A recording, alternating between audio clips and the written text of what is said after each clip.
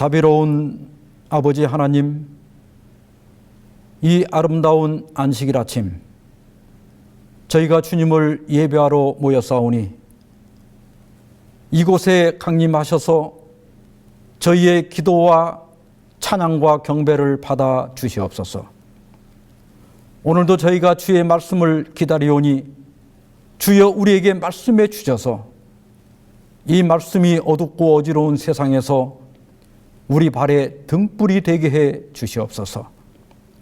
이제 저희가 예배를 시작하오니 모든 순서를 통하여 오직 아버지 홀로 영광받아 주시옵시기를 예수 그리스도의 이름으로 기원하옵나이다. 아멘. 교동문 800장 세천사의 기별. 또 보니 다른 천사가 공중에 날아가는데 땅에 거주하는 자들 곧 모든 민족과 종족과 방언과 백성에게 전할 영원한 복음을 가졌더라. 그가 큰 음성으로 이르되 하나님을 두려워하며 그에게 영광을 돌리라. 이는 그의 심판의 시간이 이르렀음이니 하늘과 땅과 바다와 물들의 근원을 만드신 이를 경배하라 하더라. 또 다른 천사 곧 둘째가 그 뒤를 따라 말하되 무너졌도다 무너졌도다 큰 성 바벨론이여 모든 나라에게 그의 음행으로 말미암아 진노의 포도주를 먹이던 자로다 하더라. 또 다른 천사 곧 셋째가 그 뒤를 따라 큰 음성으로 이르되 만일 누구든지 짐승과 그의 우상에게 경배하고 이마에나 손에 표를 받으면 그도 하나님의 진노의 포도주를 마시리니 그 진노의 잔에 섞인 것이 없이 부은 포도주라. 거룩한 천사들 앞과 어린 양 앞에서 불과 유황으로 고난을 받으리니 그 고난의 연기가 세세토록 올라가리로다. 짐승과 그의 우상에게 경배하고 그의 이름표를 받는 자는 누구든지 밤낮 쉼을 얻지 못하리라 하더라. 성도들의 인내가 여기 있나니 그들은 하나님의 계명과 예수에 대한 믿음을 지키는 자니라. 또 내가 들으니 하늘에서 음성이 나서 이르되 기록하라. 지금 이후로 주 안에서 죽는 자들은 복이 있도다 하시매 성령이 이르시되 그러하다. 그들이 수고를 그치고 쉬리니 이는 그들의 행한 일이 따름이라 하시더라.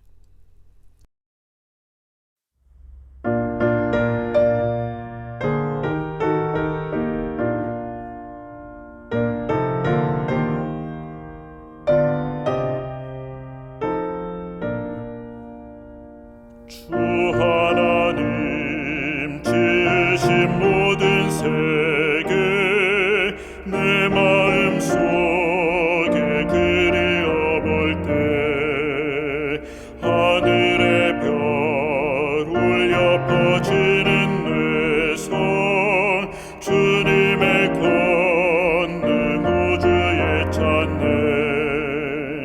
주님의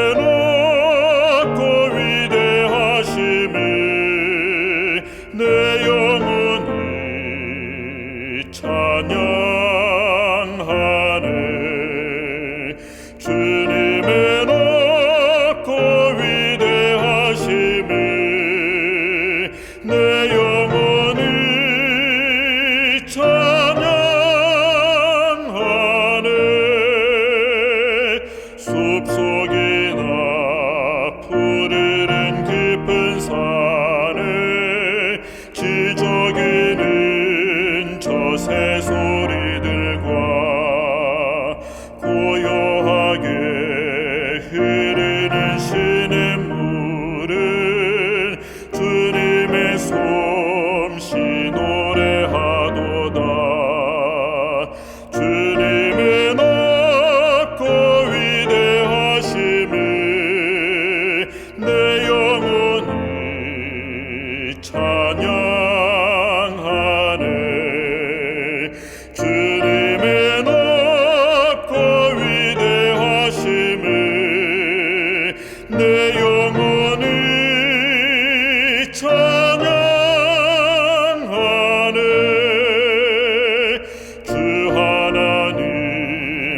독생자 아낌없이 우리를 위해 땅에 보내어 십자가에 피 흘려 죽게 하사 내 모든 죄를 구속하셨네.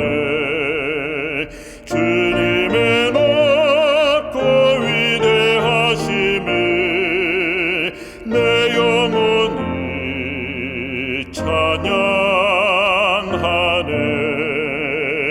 주님의 높고 위대하심을 내 영혼이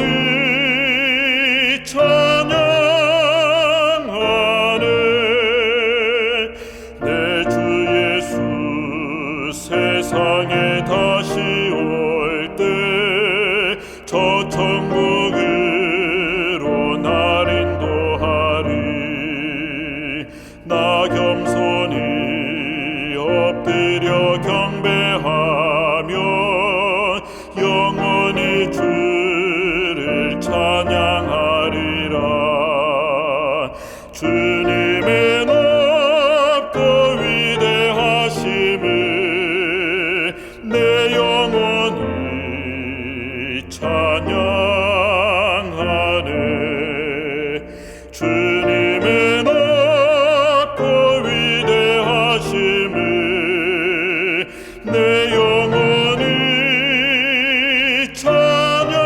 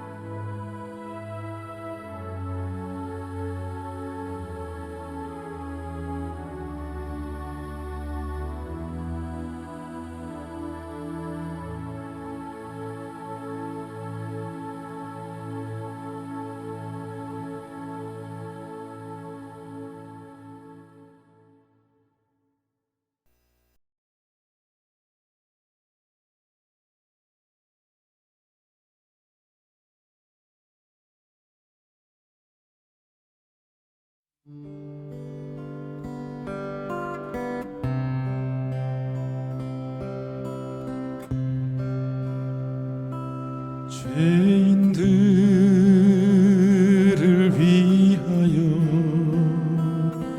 주님 찾아오셨네.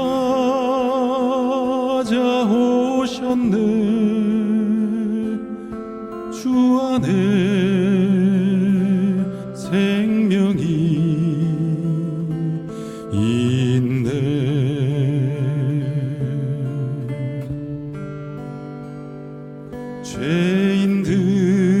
죄인들을 위하여 주님 찾아왔으나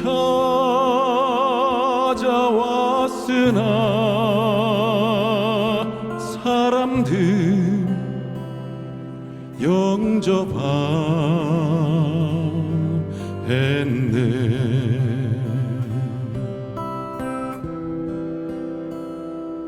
예수 안에 생명이 있네. 주님이 빛이 되시네.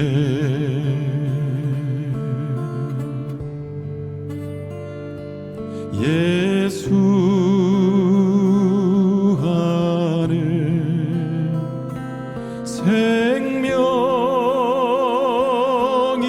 있네. 주님이 빛이 되시네.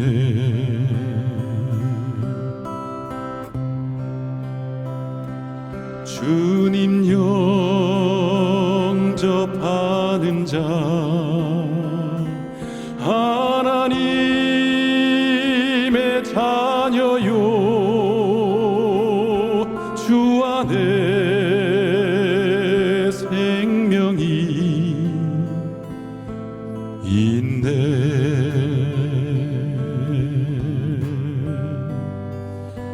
주님 앞에 오시오. 어서 빨리 오시오.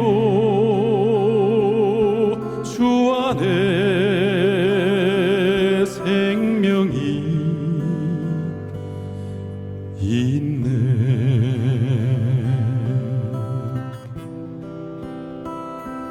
예수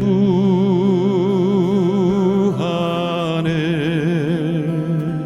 생명이 있네. 주님이 빛이 되시네.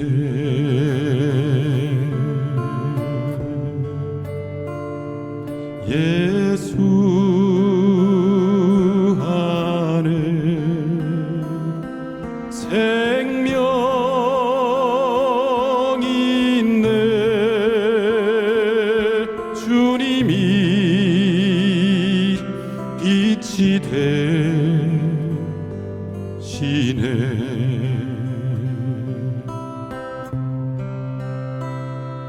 예수 안에 생명이 있네.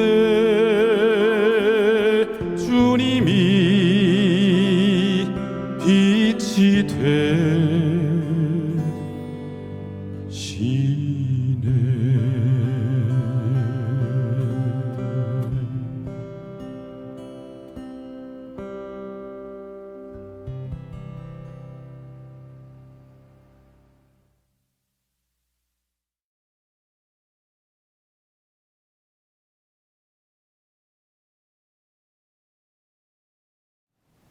먼저 하나님의 말씀 요한계시록 14장 6절과 7절 말씀을 봉독하겠습니다.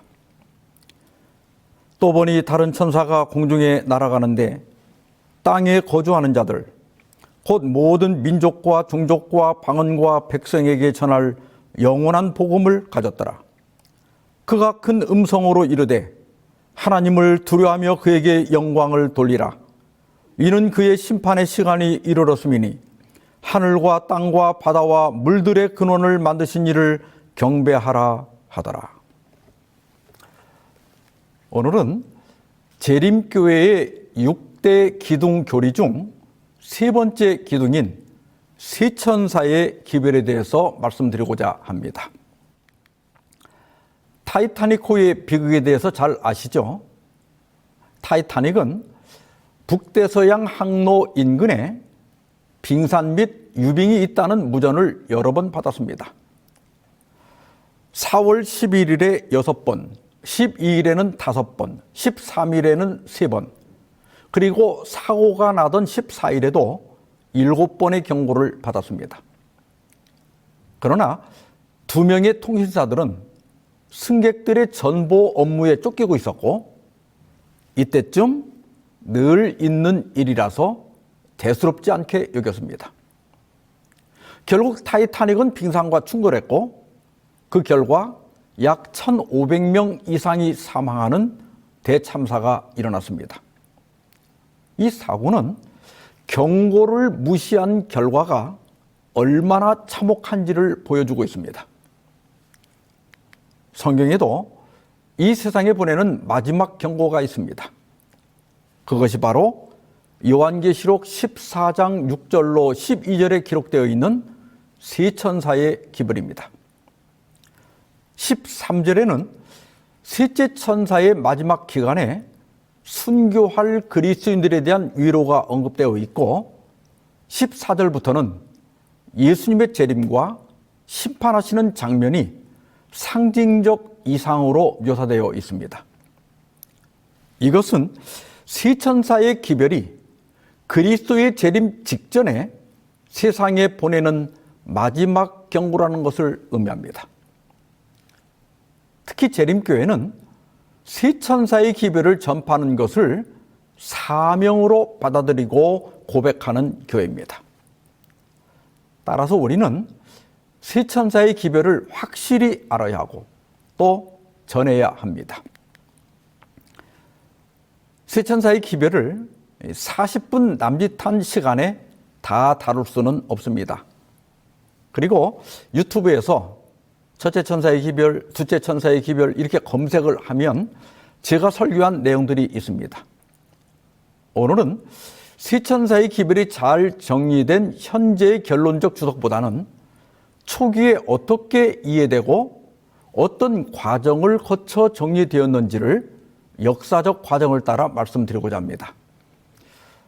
좀 더 자세한 공부를 하고 싶은 분은 진리의 선교에서 발행하는 변화 잡지 68호와 69호를 아래 전화번호로 신청해서 읽어보시기 바랍니다.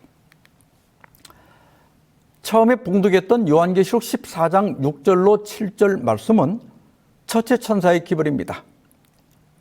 이 기별은 윌리엄 밀러에 의해 1831년부터 전파되기 시작했습니다. 그러나 밀러와 그의 동역자들은 자신들이 첫째 천사의 기별을 전하는지도 몰랐고 관심도 갖지 않았습니다. 그들은 첫째 천사가 영원한 복음을 전파하는 것은 18세기 말부터 시작된 선교사 파송과 성경 보급을 의미한다고 생각했습니다. 그리고 둘째 천사의 바벨론이 무너졌다는 기별은 1798년 교황 비오 6세가 프랑스 혁명군에 생포되어 옥사한 것이고 그 후에 복음이 신속하게 전파되기 시작했다고 생각했습니다. 그리고 셋째 천사의 기별은 자신들이 재림 운동에서 전하고 있는 밤중 소리, 곧 보라 신랑이로다 맞으러 나오라는 기별을 의미한다고 생각했습니다. 그러다가 1840년을 전후로 밀러 운동은 큰 전환점을 맞게 됩니다. 1938년 밀러의 동역자인 조사이어 리치 목사가 요한계시록 9장 15절에 연월일시를 해석하고 오스만 제국이 1840년 8월 11일에 무너질 것이라고 예언했습니다. 그런데 놀랍게도 바로 그날에 오스만 제국이 독자적 권력을 잃어버리고 유럽 열강의 보령으로 전락하는 사건이 일어납니다. 니치의 예언 해석이 성취되자 밀러와 그의 동역자들은 자신들이 전하고 있던 예언 해석의 정확성에 더 큰 확신을 갖게 됩니다. 그리하여 1842년경부터 밀러주의자들이 발행하는 간행물과 설교자들은 자신들이 첫째 천사의 기별을 크게 외치고 있다고 선언하게 됩니다. 첫째 천사의 기별에서 여기 천사는 원문에 앙겔로스인데 천사라는 뜻도 있지만 여기서는 메신저, 즉 기별을 전파하는 사람을 의미합니다.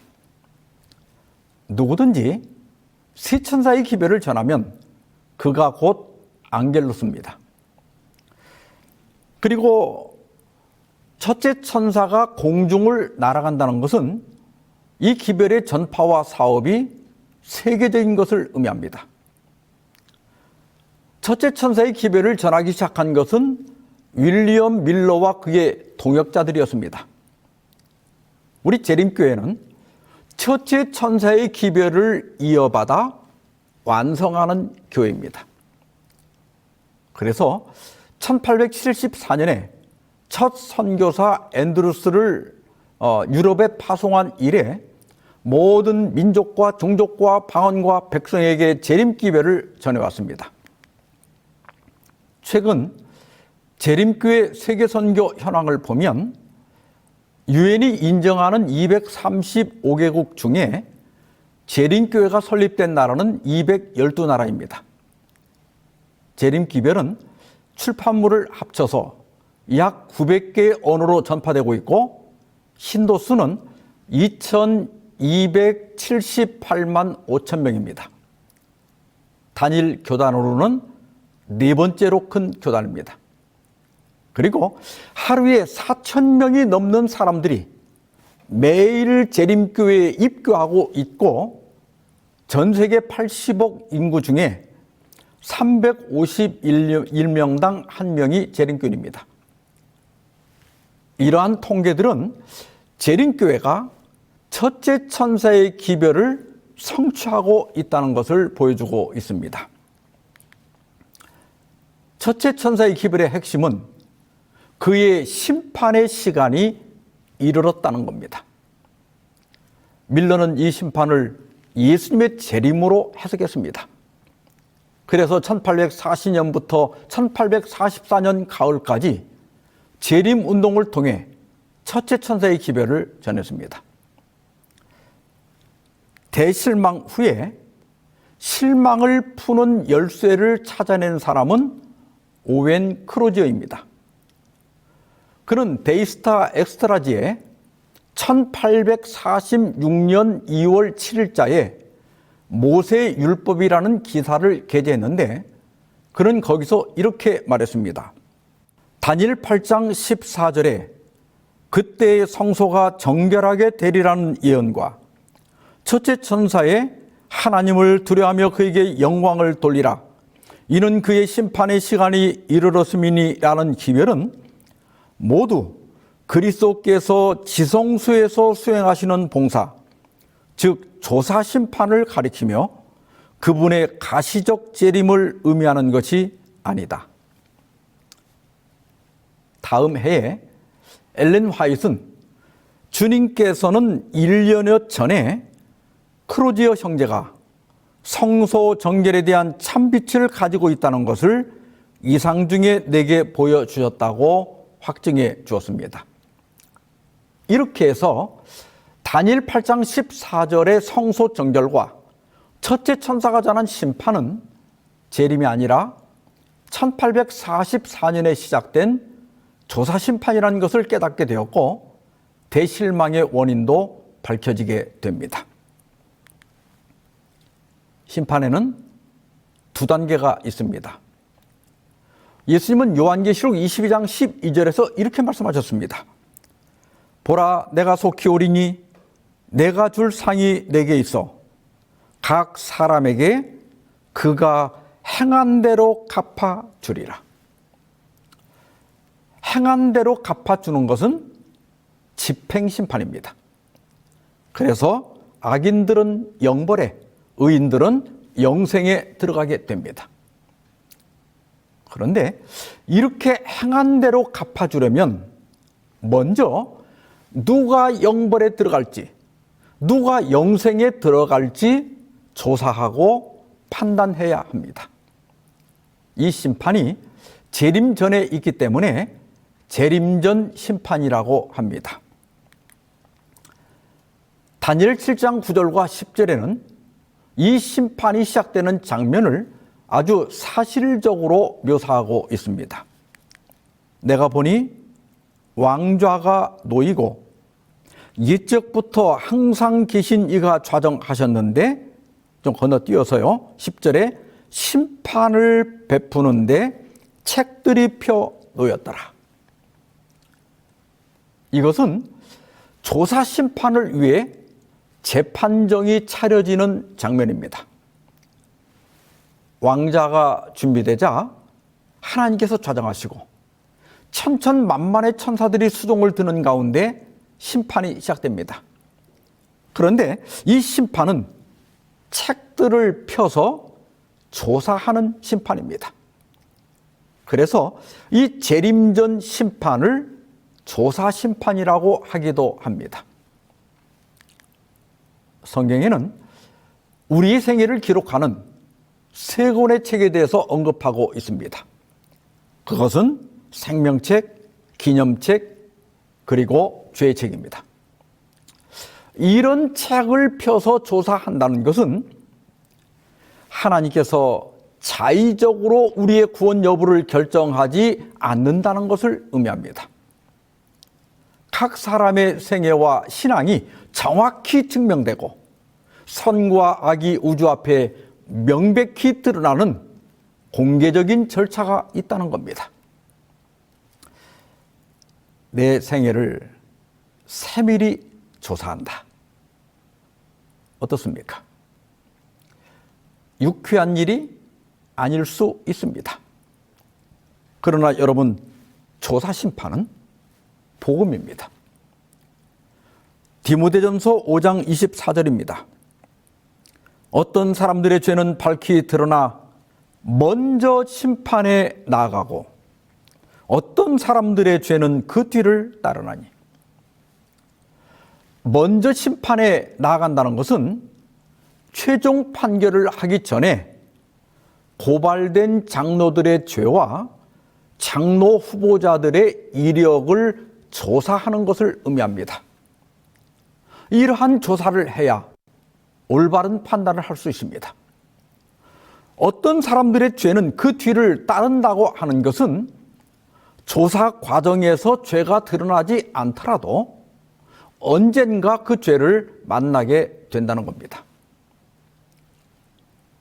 예수님이 재림하시기 전에 아직 하늘 지성소에서 우리를 위해 중보하고 있을 때 먼저 심판에 나가는 것, 즉 조사 심판이 있다는 것은 복음입니다. 왜냐하면 우리의 죄를 미리 처리할 수 있기 때문입니다. 교회증언 1권 263페이지입니다.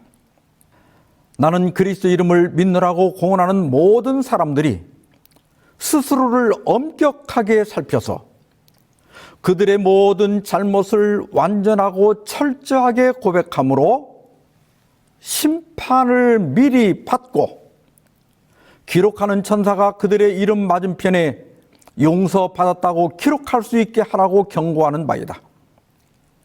만일 그들이 깨어있기 위하여 특별한 노력을 하지 않고 회개하는 일에 열성을 나타내지 않을 것 같으면 이 황금 기회는 미국에 지나가 버리고 그대들은 저울에 달려서 부족함이 나타날 것이다.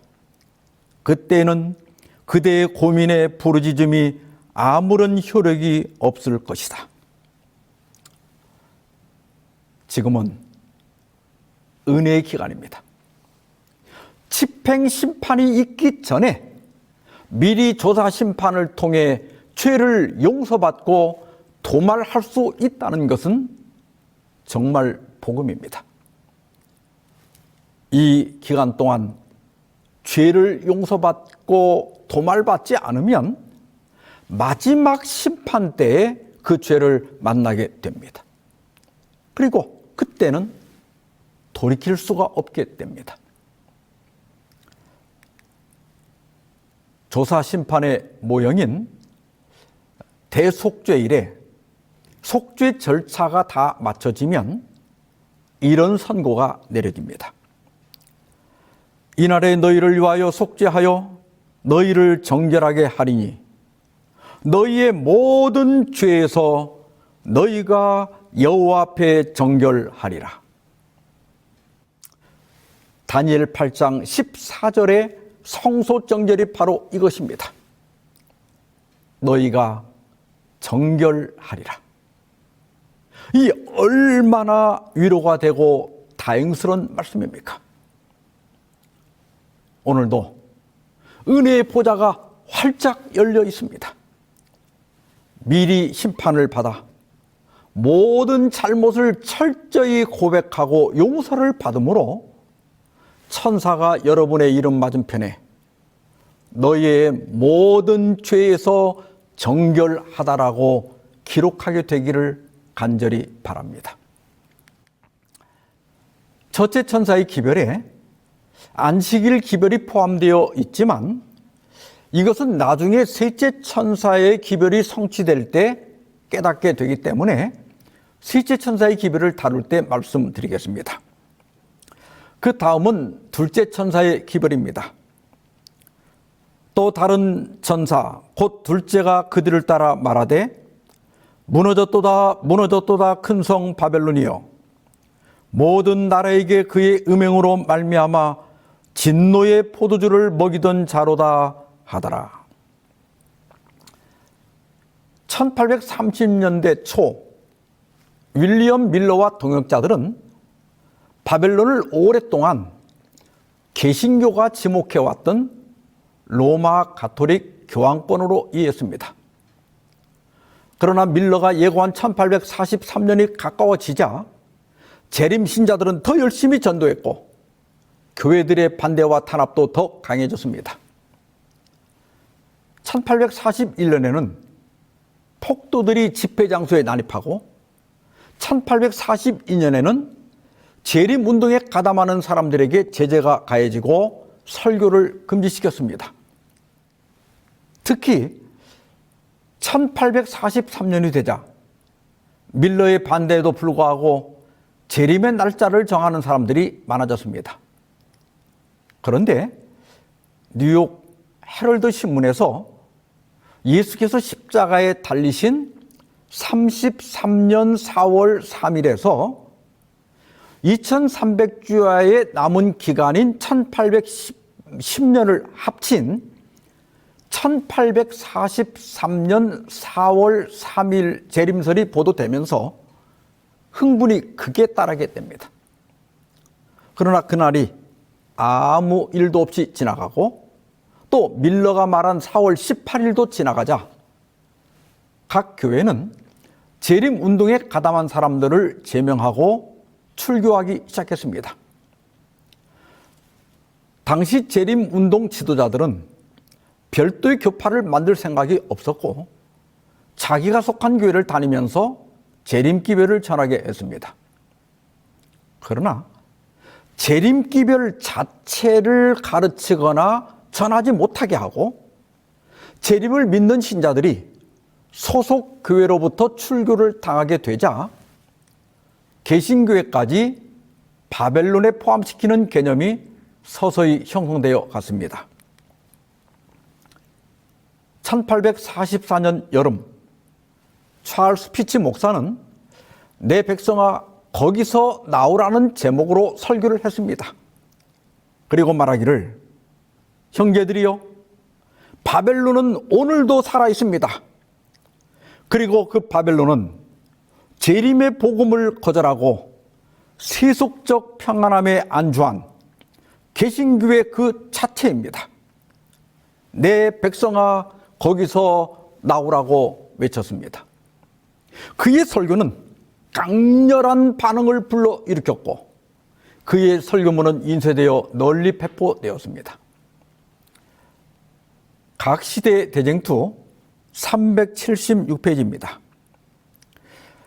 하나님의 말씀에 증거가 압박을 당하고 예언을 연구하던 그들의 권리가 박탈당한 것을 깨닫게 되자 그들은 그 사람들의 말에 복종할 것이 아니라 하나님께 충성하여야 할 것을 느꼈다. 그들은 하나님의 말씀의 증거를 막으려는 자들을 진리의 기둥과 터가 되는 그리스도의 교회를 구성하는 자들이라고 볼 수 없었다. 그리하여 그들은 본래 속해 있던 교회에서 떠나는 일을 정당하다고 생각하였다. 1844년 여름에 5만 명의 교인들이 여러 교회에서 나왔다. 예언적으로 볼 때 개신교회는 1844년 여름에 무너졌습니다. 그 이유는 첫째 천사의 기별을 거절했기 때문입니다. 이 무너짐이 두려운 이유는 불가역적이라는 데 있습니다. 요한계시록 18장은 이 무너짐이 점점 심화되어서 마침내 교회가 귀신의 처소가 될 것을 예언하고 있습니다. 요한계시록 18장 2절입니다. 심찬 음성으로 외쳐 이르되 무너졌도다 무너졌도다 큰 성 바벨론이여 귀신의 처소와 각종 더러운 영이 모이는 것과 각종 더럽고 가증한 새들이 모이는 곳이 되었도다. 개신교회는 로마 교회 주일 예배, 영혼 불멸설, 영혼 지옥설 등을 그대로 물려받았습니다. 영혼 불멸설은 강진술의 발판이 됩니다. 사탄은 성령을 믿는다고 고백하는 거짓 목사나 부흥사들을 통해 병을 고치거나 초자연적인 이적을 행할 겁니다. 또한 죽은 영혼들을 불러내 그들이 전해주는 거짓 교리들을 가르치는 일까지 벌어질 겁니다. 사탄은 자기를 광명의 천사로 가장하여 교회를 장악할 겁니다. 그렇게 해서 배도한 교회는 귀신의 처소가 될 겁니다.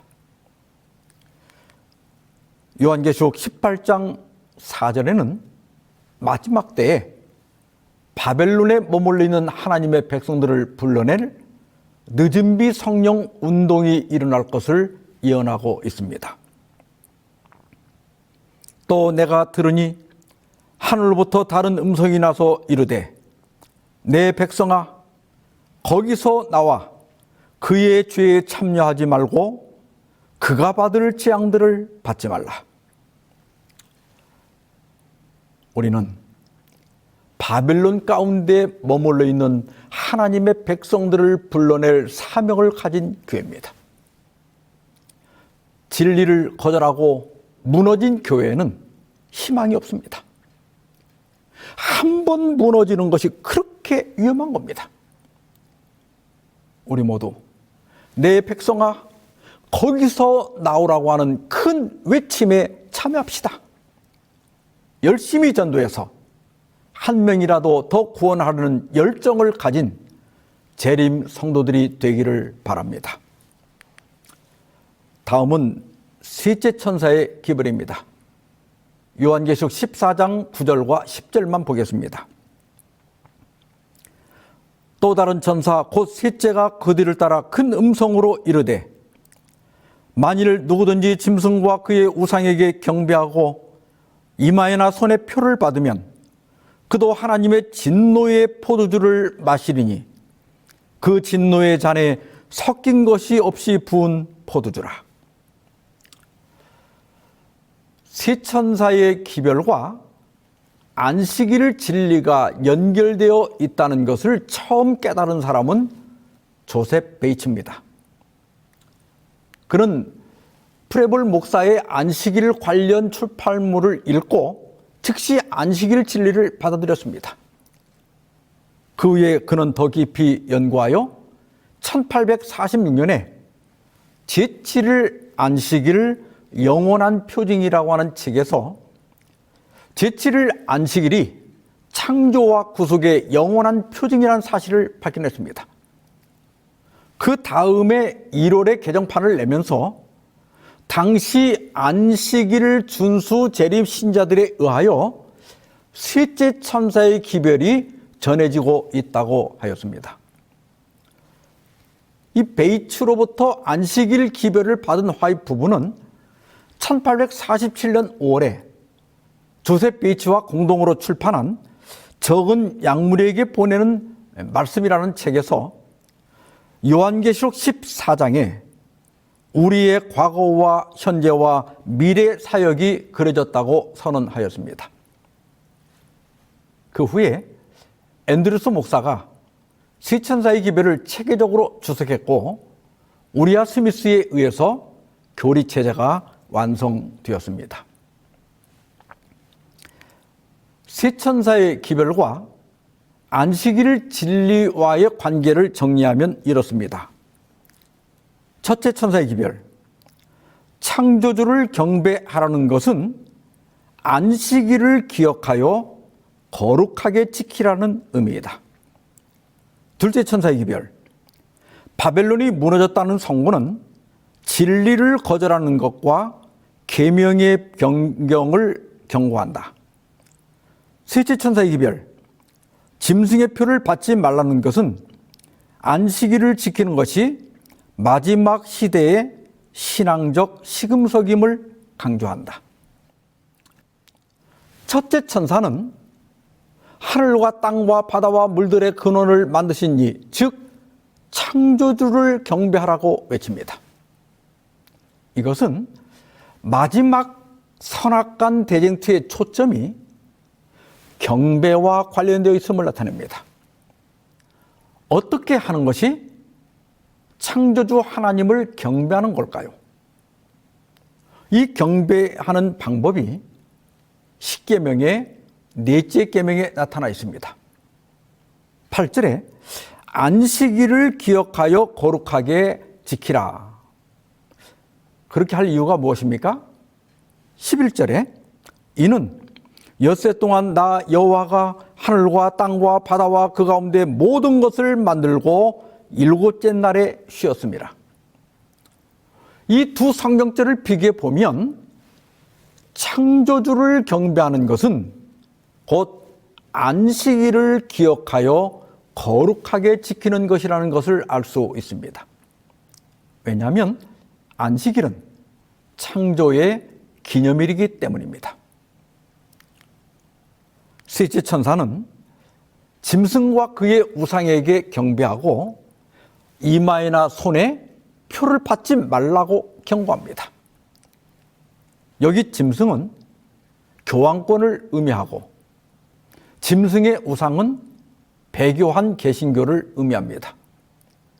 그리고 짐승의 표는 제7일 안식일 대신 사람이 만든 주일 예배를 강제하는 것, 곧 일요일 법령을 의미합니다. 요한계시록 13장에서 땅에서 올라온 짐승은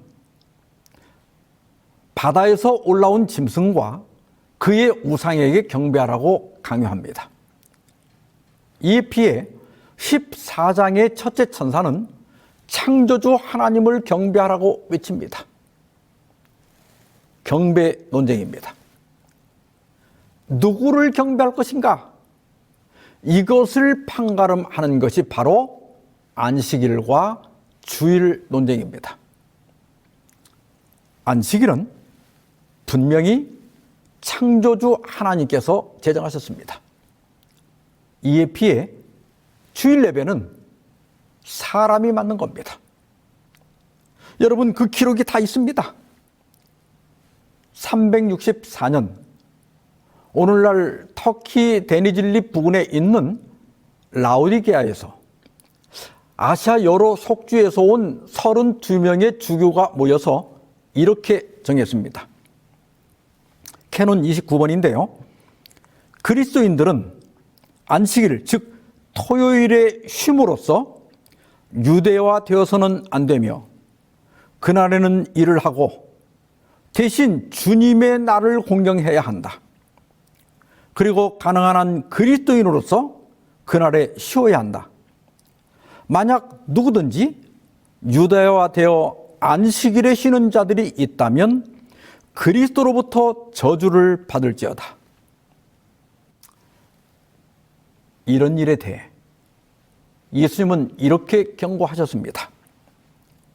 이르시되 이사야가 너희 외식하는 자들에 대하여 잘 예언하였도다.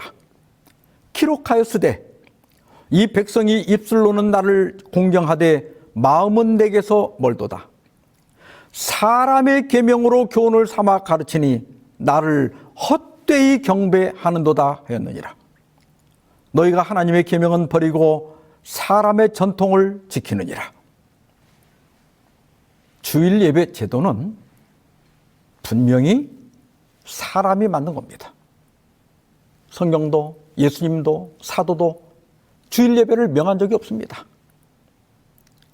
사람의 계명을 지키는 것은 아무리 진심과 정성을 다한다 해도 예수님은 헛된 예배라고 말씀하셨습니다.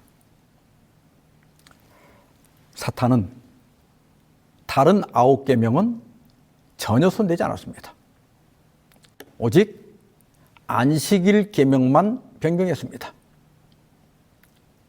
우리가 오직 믿음으로만 구원을 받지만 그러나 잘못된 믿음은 우리를 구원하지 못합니다. 하와는 하나님의 말씀보다 사탄의 말을 더 믿었지만 그 잘못된 믿음은 그녀를 파멸로 이끌었습니다. 성경은 마지막 때 사탄이 일요일 예배를 강제할 것을 예언합니다. 예수님이 말씀하신 재림의 징조가 나타나고 온갖 재난으로 생존을 위협받게 되면 세계적인 폭동이 날 겁니다.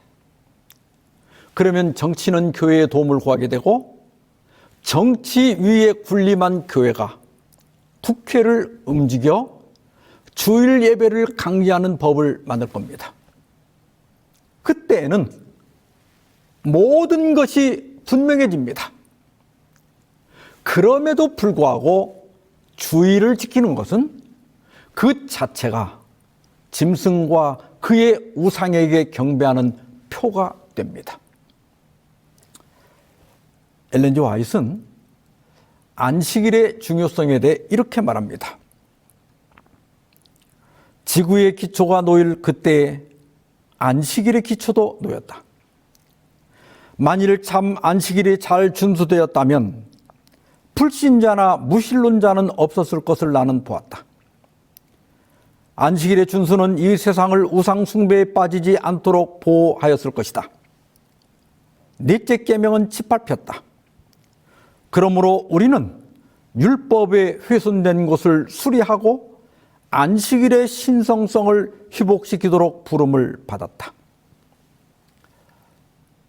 우리 모두 훼손된 안식일을 회복하는 첫째 천사들이 되기를 바랍니다. 주일 예배의 위험성을 경고하는 둘째 천사가 되기를 바랍니다. 안식일을 기억하여 거룩하게 지킴으로 짐승의 표를 받지 말라고 알리는 셋째 천사가 되기를 바랍니다. 세 천사의 기별을 도표로 정리하면 다음과 같습니다. 첫째 천사의 기별은 1840년부터 1844년 가을까지 밀러의 재림운동으로 1차 성취되었지만 재림교회 재림운동을 통해 더 완성된 조사심판과 안식일, 재림기별이 전파되고 있습니다. 둘째 천사의 기별은 1844년 여름에 1차 선포되었지만 무너진 기독교의 배도는 점점 심화되어 마침내 귀신의 처소가 될 겁니다. 늦은 비 성령을 받고 바벨론 가운데 하나님의 백성들을 불러내는 것이 우리의 사명이라는 것을 기억해야 합니다. 셋째 천사의 기별은 1844년부터 재림교회의 재림운동에 의해 전파되고 있습니다. 안식일을 높이고 짐승의 표를 경고하는 것이 재림신앙의 핵심입니다. 사랑하는 재림성도 여러분, 쇠천사의 기별은 거대한 종말시계가 아니라 상처난 세상을 치유하기 위한 하나님의 처방전입니다. 첫째 천사는 창조주 하나님께서 죄로 망가진 이 지구와 우리를 회복시키기 위해 수술을 시작하셨다고 알립니다. 둘째 천사는 무너진 교회를 떠나 진리로 나오라고 호소합니다. 셋째 천사는 사람의 계명을 따르는 일의 위험성을 경고하면서 제7일 안식일을 지킴으로 하나님 편에 분명하게 서 있으라고 호소합니다. 우리가 바로 새 천사입니다. 우리가 전하는 재림 기별이 곧 새 천사의 기별입니다. 우리는 마지막 경고의 기별을 전할 책임을 맡았습니다. 더욱 힘써 땅끝까지 새 천사의 기별을 전파합시다. 인자야, 내가 너를 이스라엘 족속의 파수꾼으로 세웠으니 너는 내 입의 말을 듣고 나를 대신하여 그들을 깨우치라. 기도하십시다. 자비하신 하나님, 마지막 때에 저희를 새 천사의 기별자로 불러주셔서 감사합니다. 먼저 심판을 받기 위해 은혜의 보좌로 나가오니 주님의 보혈로 저희의 죄와 허물을 씻어 도말하시고 기록하는 천사로 하여금 저희가 용서받은 사실을 분명하게 기록하게 하여 주시옵소서. 창조주 하나님을 잊어버린 세상에서 안식일을 통해 하나님을 높이게 하시고 사람의 계명으로 헛된 예배를 드리는 주의 백성들을 구원하는 시천사가 되게 하여 주시옵시기를 예수님의 이름으로 간절히 기도하옵나이다. 아멘.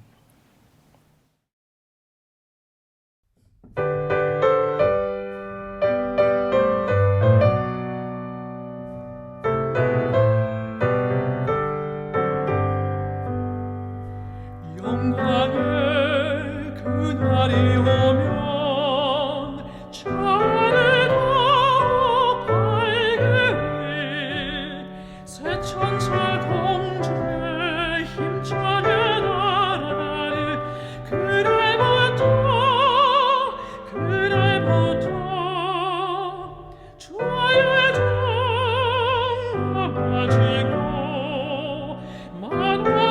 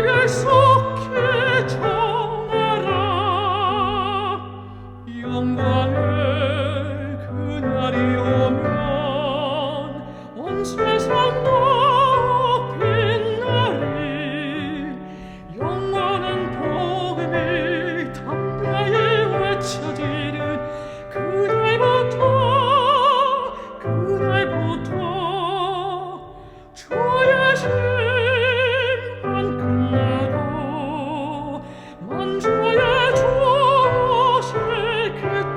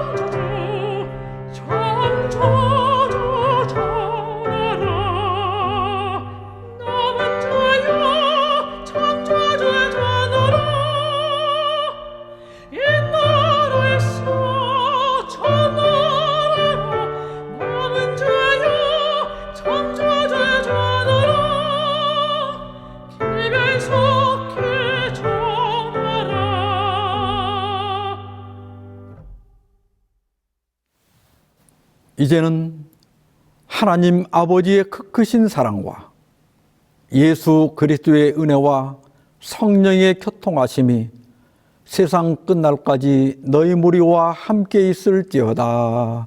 아멘.